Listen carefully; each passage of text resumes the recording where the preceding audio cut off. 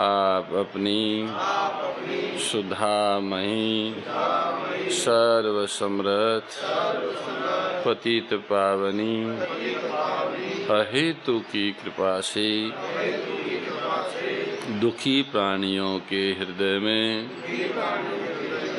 त्याग का बल एवं सुखी प्राणियों के हृदय में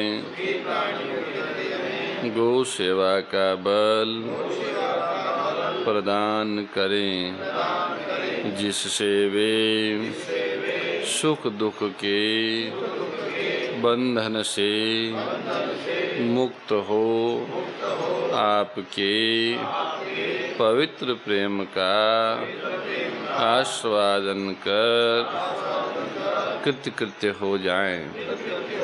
ओम आनंद, ओम परमानंद, ओम सच्चिदानंद। नारायण नारायण नारायण नारायण नारायण नारायण नारायण। सर्वेश्वर सच्चिदानंद घन परमपिता परमात्मा की अति अति विशिष्ट कृपा से आप हम सभी को श्री गोधाम महातीर्थ पथमेड़ा के आनंदवन परिसर में अलौकिक भगवत भावों का श्रवण मनन पठन करने का सुअवसर प्राप्त हो रहा है। आप हम सभी पुराणों में ये कथा सुनते हैं कि भगवान परशुराम जी बड़े क्रोधी थे, हाथ में फरसा रखते थे और जो दुष्ट शासक होते उन्हें दंडित करते थे। दंडित नहीं, उन्हें यमपुर पहुंचा देते थे। ऐसी कथाएं श्रवण करते हैं।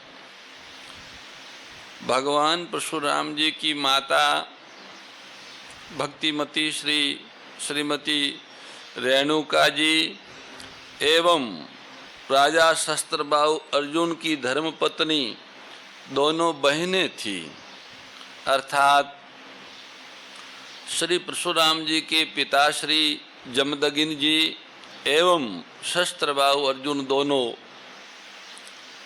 साडू भाई थे। ये पुराण की कथा है। एक समय वह शस्त्रबाहु अर्जुन किसी अन्य राज्य पर चढ़ाई करने के लिए अपनी चतुरंगिनी सेना के साथ जा रहे थे। बीच में श्री जमदग्नि ऋषि का आश्रम पड़ता था। जब ये समाचार श्री रेणुका जी को प्राप्त हुआ तो उन्होंने अपने पतिदेव से प्रार्थना की कि हमारे जीजाजी आ रहे हैं, उनका सत्कार किया जाए। आश्रम में वो आगे जा रहे हैं तो यहाँ उनके सत्कार की व्यवस्था हो। सप्त ऋषियों को वेद लक्षणा दिव्य गौएं प्राप्त थी, जिन्हें कामधेनु कहते थे। ये गायें ऋषियों की होम धेनु भी थी, होम धेनु हवन करने के लिए। तो होम धेनु गौ में जो इच्छा करते, संकल्प करते, वह सब पूर्ण करती थी। वन में रहते हुए उनके पास कोई बहुत बड़ी व्यवस्थाएं थी नहीं। विश्राम एवं आहार के संसाधन सीमित थे। ऐसी स्थिति में भगवती गौमाता से प्रार्थना करके उन्होंने विश्राम और आहार तथा सेवकों के लिए इच्छा प्रकट की। तो भगवती ने अनेक विधि, आवास और अनेक तरह के भोज्य पदार्थ और अनेक तरह के सेवक सब उन्हें प्रदान कर दिए। राजा शस्त्रबाहु अर्जुन वहाँ रात्रि विश्राम किए। उन्होंने इतना सारा वैभव ऋषि के आश्रम में देखा तो उनको आश्चर्य हुआ कि एक वनवासी ऋषि इतना वैभव कहाँ से लाए। पहले जब ऋषि उन्हें निमंत्रित करने के लिए मार्ग में गए तो वो बोले कि हम थोड़ी देर चल लेते हैं, आप ऋषि हैं और आपकी श्रीमती हमारी श्रीमती की बहन है, इसलिए आपके सत्कार की अवहेलना नहीं कर सकते, पर हमारे साथ सभी तरह के लोग हैं, चतुरंगिनी सेना है, अनेक सेनापति हैं, इस कारण हम आपके आश्रम में इतने लोग रुक नहीं पाएंगे। ऋषि जमदग्नि ने कहा कि देखो, हमने जो कुछ सामर्थ्य था हमारा, उसके अनुरूप हमने आपके विश्राम, आहार एवं सेवकों का प्रबंध किया है। अश्वों और गजों के उनके भी आवास और भोजन का प्रबंध किया है। फिर आपको जैसा उचित लगे एक बार आप आश्रम पधारे। यद्यपि जमदग्नि ऋषि ने पहले श्रीमती रेणुका जी को मनाही की थी कि राजा लोग है, राज एक तरह का मद होता है, कोई अस जीव जन्मा नहीं जग माई, प्रभुता पाई जाहि मद नाही। राजा प्रभुता का ही नाम है और उससे उन्हें एक मद चढ़ा हुआ होता है, एक नशा चढ़ा हुआ होता है, अहम का, अहंकार का, पद का। इसलिए कोई वो अगर ठीक ढंग से सत्कार न हो या उनके दिमाग में कोई उल्टी सीधी बात प्रवेश कर जाए तो वे बड़े विक्षेप का कारण बन जाते हैं। इसलिए हे देवी, तुम यहीं से उन्हें प्रणाम कर लो, मिल लो और आश्रम में ले जाने का आग्रह मत करो। फिर भी उन्होंने कहा कि महाराज इस रूप में ये कब आएंगे, आज इनके सारे मंत्री शंत्री ये वो सारथी महारथी सब है, पुरोहित आदि, ऐसे में आज ही बुलाओ। देवियों का भी अपना हठ होता है जैसे योगियों का होता है। उनके अति आग्रह पर उन्हें बुलाया गया और वो आए तो उन्होंने वहाँ ये सब वैभव देखा। उनको बड़ा आश्चर्य हुआ कि ये सब चीज़ें कहाँ से आई, इतने आदमी, इतने सेवक, इतनी सेविकाएं, ऐसे सुंदर सुंदर आवास और भोजन के लिए भी अनेक तरह के पदार्थ, चूसने वाले, पीने वाले, नाना विधि भोजों का निर्माण। ये सब देख के वो आश्चर्यचकित हो गए कि ये वनवासी ऋषि इतना कहाँ से लाए, हमारे 1000 हाथ है, शस्त्र बाहु, और इतना इतना इतना इकट्ठा किया, फिर भी ऐसे सुंदर सुंदर आवास, इस तरह के भोज्य पदार्थ और ऐसे सेवक तो हमारे पास भी नहीं।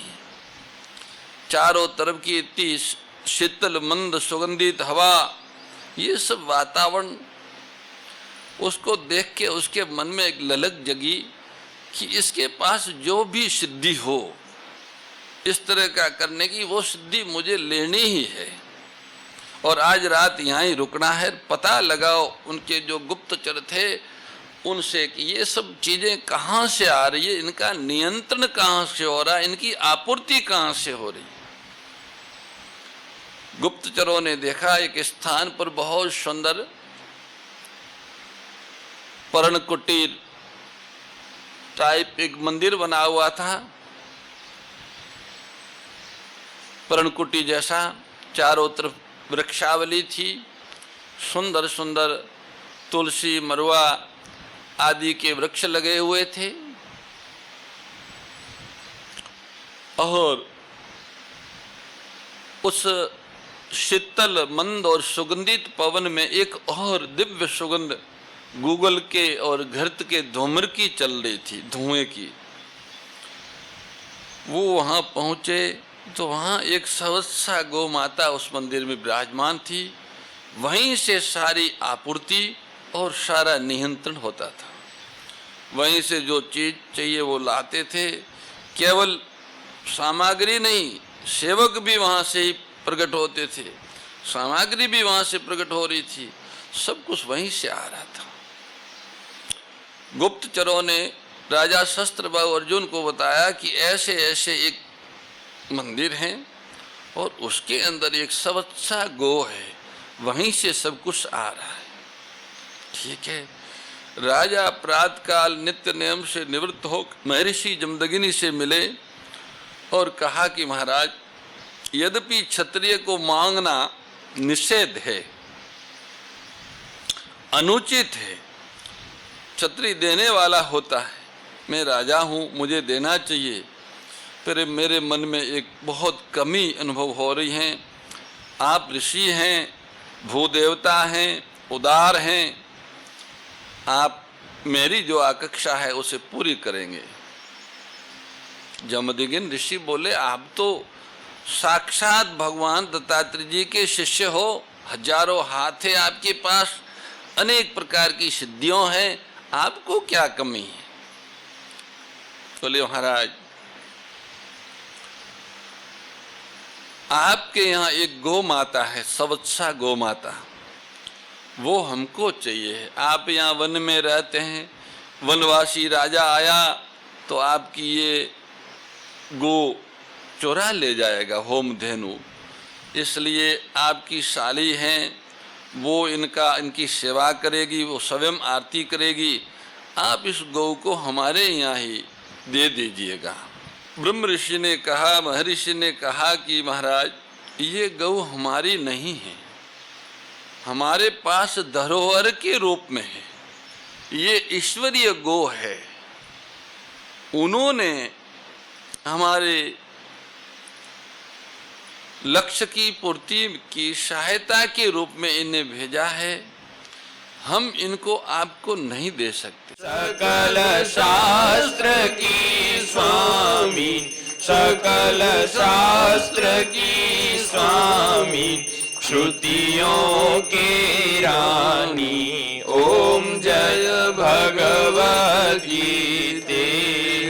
दया सुधा बरसावनी मातु कृपा कीजे, ओ मैया मातु कृपा कीजे।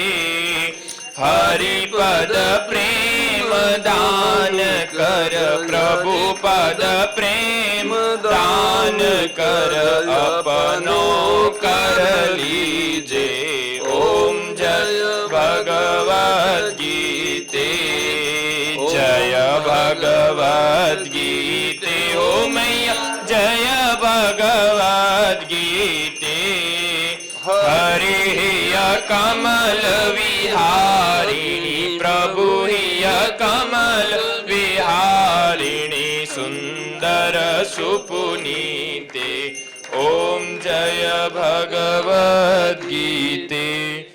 परम श्रद्धेय गौरीशी स्वामी श्री दत्त शरणानंद जी महाराज की प्रेरणा व मार्गदर्शन में विश्व के सबसे बड़े गौ सेवा संस्थान श्री गोधाम महातीर्थ पथमेड़ा द्वारा संरक्षित लाखों बीमार, विकलांग, वृद्ध एवं अशक्त गोवंश वेद लक्षणा गोमाता की सेवा के साथ साथ भारतीय गोवंश का संरक्षण, संपोषण, संवर्धन एवं उनसे प्राप्त पंचगव्यों का परिष्करण व विनियोग करना, घर घर गोपालन, गो अभ्यारण्य, घास चारा उत्पादन हेतु गोचर भूमि का विकास, गोपालन लोक संस्कृति के पुनर्जागरण हेतु वेद लक्षणा गो महिमा का प्रचार प्रसार करना तथा गोपालक किसानों के स्वावलंबन हेतु गो कृषि अन्न एवं गो दुग्धान का गुणवत्ता युक्त बाजार तैयार करना श्री गोधाम महातीर्थ का पावन उद्देश्य है। आप सभी दानदाता श्री गोधाम महातीर्थ पथमेड़ा द्वारा संचालित गो सेवा महाअभियान में बढ़ चढ़कर सहयोग कर